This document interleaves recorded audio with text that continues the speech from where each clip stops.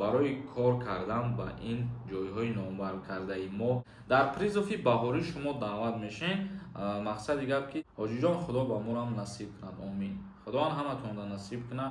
ҷарроҳии чашмома ма дар шаҳри Тошкент кардагӣ будам. Салом тамошобинони барномаҳои Сорбон Сафаров. Чхеле ки аз номи видео диден, аллакай маълум аст ки дар чӣ масъала суҳбат мекунем. Бо диққат гӯш кунед.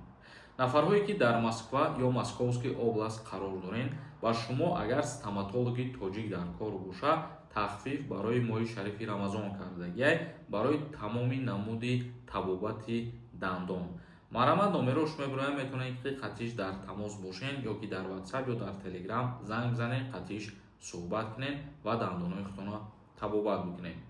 Муҳоҷирони тоҷик ба Белгия, Нидерландия ва Люксембург фиристода мешаванд. Муҳоҷирони меҳнатии тоҷик имконияти ба Белгия, Нидерландия ва Люксембург ба муҳоҷирати меҳнатӣ рафтанро пайдо мекунанд.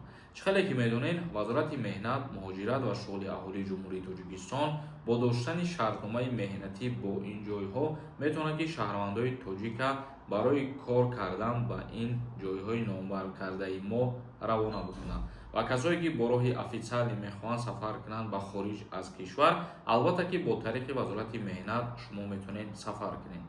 Дар ин бора байни Вазорати корҳои дохилии Ҷумҳурии Тоҷикистон, Вазорати меҳнат, муҳоҷират ва шуғули аҳолии Ҷумҳурии Тоҷикистон ва Идораи корҳои дохилӣ ва Идораи муҳоҷирати хадамоти федералии давлатии корҳои дохилӣ Подшоҳии Белгия моҳи ноябри соли 2025 ёддошти тафоҳум ба имзо расид.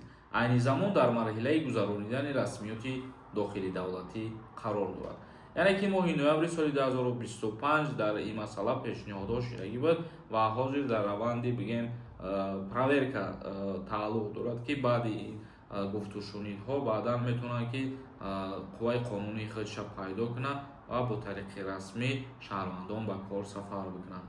тавре Вазорати меҳнат, муҳоҷират ва шуғули аҳолии Ҷумҳурии Тоҷикистон дар гузориши матбуоти худ хабар додааст, муҳоҷирони меҳнатии тоҷик дар Белгия, Нидерландия ва Люксембург дар бахши кишоварзӣ, сохтмон, парасторӣ ва тиб ба фаъолияти меҳнатӣ машғул шуда метавонанд. Ҳамин корҳое ки мо номбар кардем, шаҳрвандони Ҷумҳурии Тоҷикистон дар ин ҷойҳо метавонанд ки вақти сафар кардан ба ҳамин корҳо машғул бошаванд. ин буд як информатсияи нав аз ҷониби Вазорати меҳнат, муҳоҷират ва шуғули аҳолии Ҷумҳурии Тоҷикистон барои кор дар хориҷи кишвар. Комментарияҳои шуморо мехонем ва ба саволотон ҷавоб мегардонем. Бародарое ки мехоҳед границаи Қазоқистон сафар кунед ва бирен ягон намуд очират наистен, ширкати Саида тавсиятон метавонем рақамош мебурояд, занг бизанед, ҷои худтонро зайнид кунед ки ҳаррӯза рейс дора ва ҷош камай. қатиш суҳбат кунед ва граница бигзаред. Як нафар нависонда: Аллоҳи меҳрубон ҳаҷтона қабул гардонад.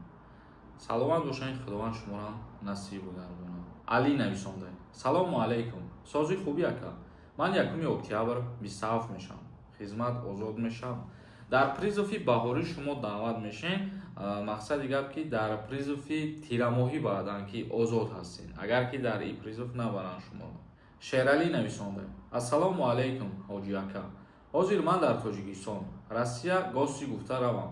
Хеши табора хабаргирӣ, регистратсия мекунам, боз гашта биём Тоҷикистон, баъди 10 рӯз гашта бирам дигар шаҳри Россия. Работа патент карда метавонам? Пешакӣ раҳмат. Бародари азиз, вақте ки ба мигратсиони картаи гости ту аз Россия берун мебуроӣ, сразу даромада наметавонӣ. Ва ба мигратсиони картаи гостирам ки Россия даромадӣ, албатта ки регистратсия мекунӣ. Агар ки мисол аз 2 ҳафта зиёд истоданӣ бошӣ. Шокиров нависонда: Акай Сорбон худо қабул кунад. Зинда бошем. Хизмат мекунед дар мардум. Худованд хайри дунёву қиёмата насибтон кунад. ҳоҷиҷон худо ба морам насиб кунад, омин. Худованд ҳаматонда насиб кунад ва ҳазор раҳмати каром барои суханҳои хубтон. Исроил нависонда: Салому алайкум акаҷон. Созен хубен ака. Ман 2 фарзанд дорам, мара хизмат мебаранд. Нафарҳое ки соҳиби 2 фарзанд ҳастен, аз даъват ба хизмати ҳарбӣ озод ҳастен. Эҳсон нависонда: Ассалому алайкум акаи Сорбон.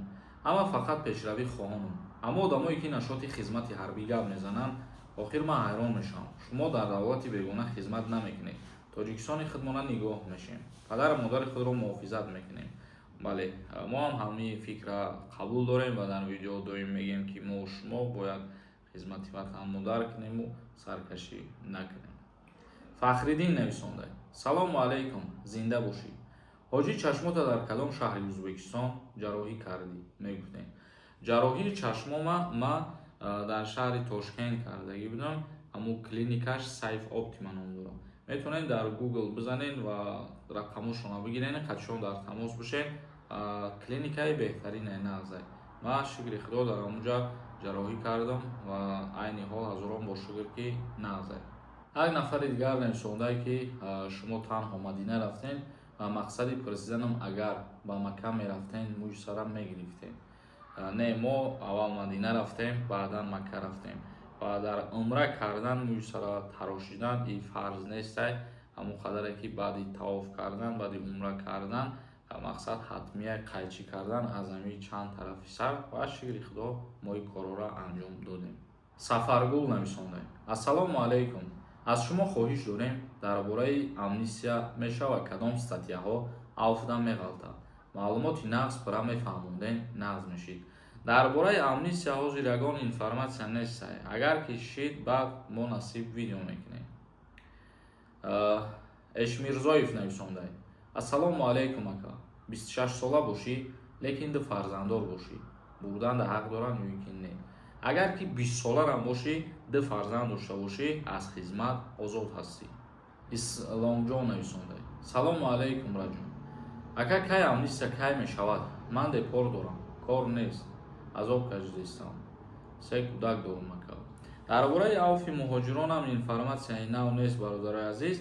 Дар ҳар масъалае ки ахбороти нав шид, мо худо хоҳад видео мекунем ва ба ҳамин хотир шумо ҳамарӯза видеоҳои моро пайгирӣ карда бестед ки аз информатсияҳои нав огоҳ бошед. Зинда ва сарбаланд бошед. То барномаҳои дигар, худованд ҳамаи мо шуморо нигаҳбон бошад.